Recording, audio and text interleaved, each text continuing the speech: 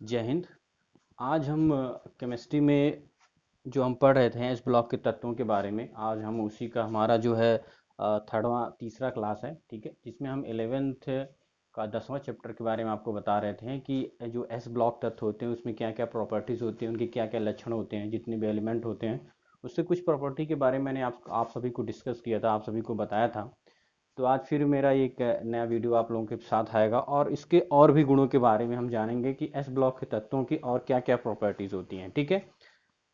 तो इससे पहले मैं आप सभी को बता देता हूं कि अगर आप हमारे चैनल पे नए हैं तो हमारे वीडियो को आप लोग देखिएगा, ठीक है। साथ में अगर आपको वीडियो अच्छी लगती है तो उसको लाइक कीजिएगा और हमारा चैनल सब्सक्राइब कीजिएगा, ठीक है।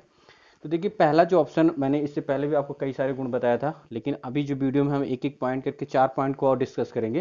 देखिए, पहला जो दिया है आयनों का जलयोजन, ठीक है। तो जो एस ब्लॉक के तत्व होते हैं उनके जो आयन होते हैं, उनके आयनों का जो जलयोजन होता है वो इस प्रकार होता है कि जिसका जो है परमाणु त्रिज्या छोटी होती है उसका जलयोजन उतना ही अधिक होता है। मतलब आप देख लीजिए कि अगर कोई भी कंपाउंड है, मान लीजिए आप ले लेते हैं NaCl ले लेते हैं, ठीक है। तो NaCl में आप देखेंगे जब इसको आप पानी में डुबोएंगे, मान लीजिए कोई पानी है यहाँ पे, अब इसको पानी में अगर डुबोएंगे तो ये फटाक से अपने आयनों में टूट जाता है, यानी Na+ और Cl निगेटिव बना लेगा, तुरंत अपने आयनों में टूट जाता है। तो जिसका आकार छोटा होता है वो आसानी से टूटने में उसको मदद करता है, वो आसानी से टूट जाता है, इसलिए इसके जलयोजन की जो एक सीरीज बनती है वो इस तरह से बनती है। पहले आपका लिथियम का होगा, उसके बाद आपका सोडियम का, उसके बाद आपका पोटेशियम का, उसके बाद रुबिडियम का होगा, उसके बाद सीजियम का होगा। फ्रांसियम का हम लेते नहीं क्योंकि फ्रांसियम पे ये स्टडी नहीं की गई है इस पे। तो इस तरह से आपका एक जलयोजन बनता है। जो आयन होते हैं वो इस तरह से होते हैं, मतलब इनके आयनों की हम बात कर रहे हैं तो इसके ऊपर प्लस प्लस चार्ज होता है। आप सभी को पता है कि ये जो है इलेक्ट्रॉन डोनेट करते हैं, इलेक्ट्रॉन देते हैं, जिसकी वजह से इनके ऊपर पॉजिटिव का चार्ज आता है, यानी +1 का चार्ज आ जाता है। तो जो सीरीज बनेगी इस तरह से बनेगी, मतलब सबसे बड़ा लिथियम होगा, उसके बाद सोडियम, उसके बाद पोटेशियम, उसके बाद रुबिडियम, उसके बाद सीजियम। तो इस तरह से एक सीरीज बन के आएगी। तो आप इसको इस तरह से कह सकते हैं कि धनात्मक आकार जितना ज़्यादा छोटा होता है किसी तत्व का, जो एस ब्लॉक के तत्व होते हैं, जिसका आकार जितना ज़्यादा छोटा होता है उसका जो है आयनों का जलयोजन उतना अधिक होगा, ठीक है। अब हम सेकंड पॉइंट पे इसके आ जाते हैं, ज्वाला परीक्षण। अब हम ज्वाला परीक्षण कैसे करते हैं? ज्वाला परीक्षण का मतलब होता है जब आप इनको जलाओगे तो इनकी जो फ्लेम है, उनकी जो लपट है वो किस तरह से आएगी। तो आपको मैं बता के चलूँ तो जो अगर आप ज्वाला परीक्षण करते हैं तो इसमें जो आपका बनेगा, देखिए यहाँ पे जो बनेगा तो लिथियम का, पहले फर्स्ट ऑफ ऑल तो लिथियम का आपका बनेगा लाल, यानी रेड कलर का आपका आएगा। उसके बाद आपका आता है सोडियम, तो सोडियम का जो आपका बनेगा, सोडियम का आपका बनता है पीला। सोडियम का क्या बनेगा? पीला बनेगा।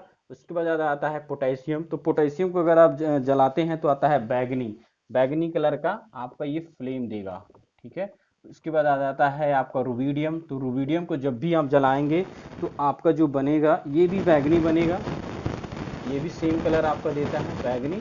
और अगर आप सीजियम को जलाते हैं, ठीक है, सीजियम को जब आप जलाएंगे तो सीजियम का जो आपका कलर आएगा वो आएगा नीला, यानी नीले कलर के रूप में ये जलता है। तो आपको, आप सभी को समझ में आ रहा है, ठीक है।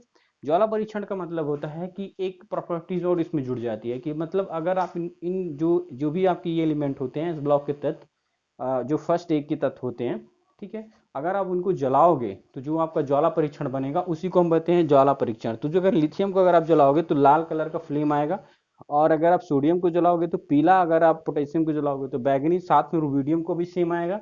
अगर आप सीजियम को जलाते हो तो नीले कलर का आपका फ्लेम बनता है, ठीक है। प्रबल अपचायक, प्रबल अपचायक का मतलब होता है कि ये बहुत ज़्यादा प्रबल अपचायक होते हैं, ये तुरंत अपने इलेक्ट्रॉन को डोनेट कर देते हैं। जैसे अगर आप देखेंगे कि कोई भी चीज़ होता है, मान लीजिए आप Na+Cl को जब आप जोड़ेंगे तो फटाक से ये NaCl बना लेगा।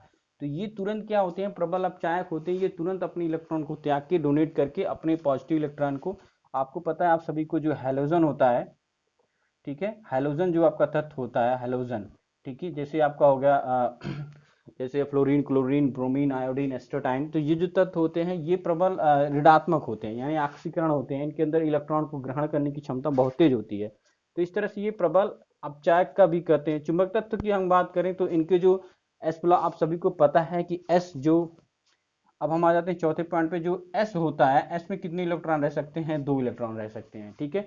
तो इनका जो चुंबकत्व होता है काफी काफी ज्यादा पावरफुल होता है, काफी ज्यादा ये एक्टिव होते हैं, ठीक है, क्योंकि इनकी इलेक्ट्रॉन की उपस्थिति होती है। जैसे अगर आप देखेंगे ये एस ब्लॉक के इलेक्ट्रॉन होते हैं और इनकी ज़्यादा और जितने भी पी होते हैं, जैसे इसमें पी ब्लॉक नहीं है, ना ही आपका इसमें डी है, ना ही आपका एफ है, तो इसमें क्या है, एस ब्लॉक के तत्व होते हैं।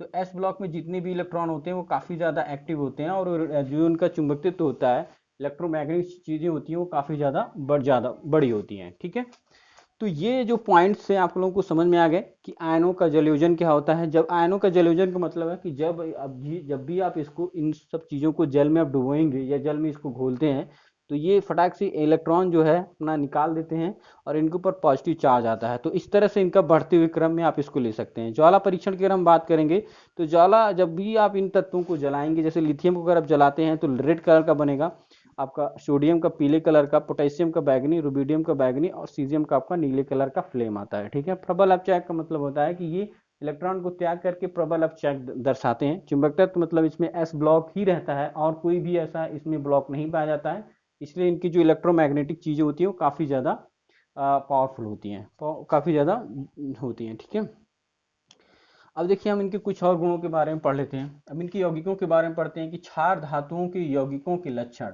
अब क्षार धातुओं के यौगिकों के लक्षण क्या होते हैं, इसके बारे में हम एक एक करके जानेंगे। देखिए जो क्षार धातु होते हैं, ये क्षार धातु के ऑक्साइड यानी M2O ऑक्साइड अगर आप देखेंगे तो इस तरह से बनेगा, क्योंकि ऑक्सीजन पे क्या होता है, -2 होता है, इन पे प्लस होता है तो इन पे 2 आ जाएगा। इस तरह का कंपाउंड बनेगा आपका। जैसे मान लीजिए आपको कोई भी ऑक्साइड लिखना है तो Na2O लिखेंगे। ठीक है, ये आपका इसका यूनिवर्सल फार्मूला है M2O के तौर पे। बाकी M की जगह आप कुछ भी चीज़ें लिखते चले जाएंगे। तो क्षार धातु के जो भी ऑक्साइड होते हैं गर्म करने पर अपघटित नहीं होते हैं, मगर अगर आप इनको गर्म करोगे तो अपघटित नहीं होंगे, कितना भी गर्म कर लो ये टूटेंगे नहीं।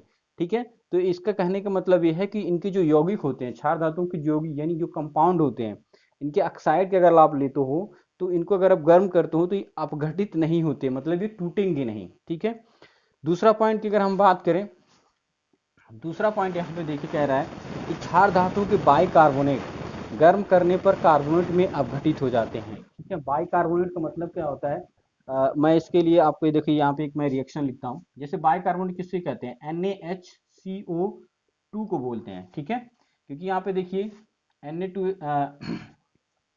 आपका ये बाइकार्बोनेट है। अब बाइकार्बोनेट को जब भी आप गर्म करते हैं, सॉरी ये 3 है,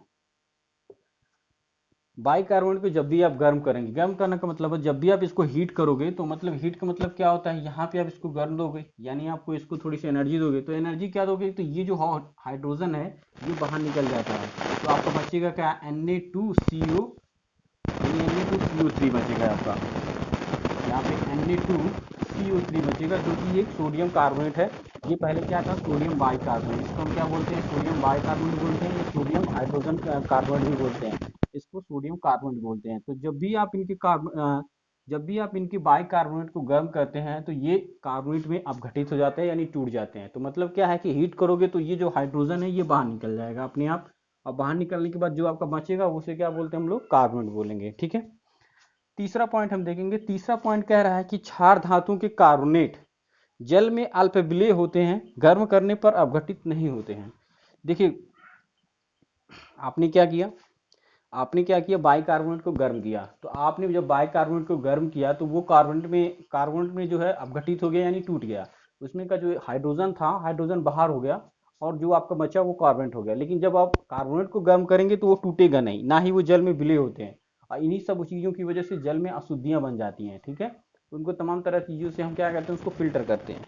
तो जब क्षार धातु के बाइकार्बोनेट जल में अल्पविलीय होते हैं, गर्म करने पर अपघटित नहीं होते। अल्पविलीय का मतलब होता है कि धीरे धीरे ये उसमें विलय करते हैं, ये एकाएक नहीं विलय कर पाते हैं, तो धीरे धीरे इसमें अल्पविलीय करते हैं, और इसको अगर आप गर्म करोगे तो ये अपघटित नहीं होते हैं। ठीक है, तो अगर आप ये कोई भी क्षार धातु कार्बोनेट है, कोई भी कार्बोनेट है, जल में वो अल्पविलीय रहता है, गर्म करने पर अपघटित नहीं होता। अगर आप उसको गर्म करोगे तो अपघटित नहीं होगा। ठीक है, तो ये तो है एस ब्लॉक का जो तीसरा टॉपिक था, हमारा तीसरी क्लास थी। ठीक है, एस ब्लॉक में मैंने कुछ गुणों के बारे में पढ़ा, जैसे जलयोजन क्या होते हैं, ज्वाला परीक्षण क्या होता है, प्रबल अपचायक किसे कहते हैं, चुंबक तत्व क्या होते हैं, तो इनके बारे में मैंने सारी चीज़ें आपको बताया। साथ में इसके कुछ टॉपिक्स थे, जैसे इनके यौगिकों के लक्षण के बारे में मैंने 3 टॉपिक आपको 3 पॉइंट्स आप लोगों को डिस्कस करके पूरा आपको बताया। ठीक है, वीडियो छोटी इसलिए हो रही है क्योंकि कुछ चीज़ें हैं जिसकी वजह से मैं ये छोटी छोटी वीडियो आपको आपके सामने प्रस्तुत कर रहा हूँ, ठीक है।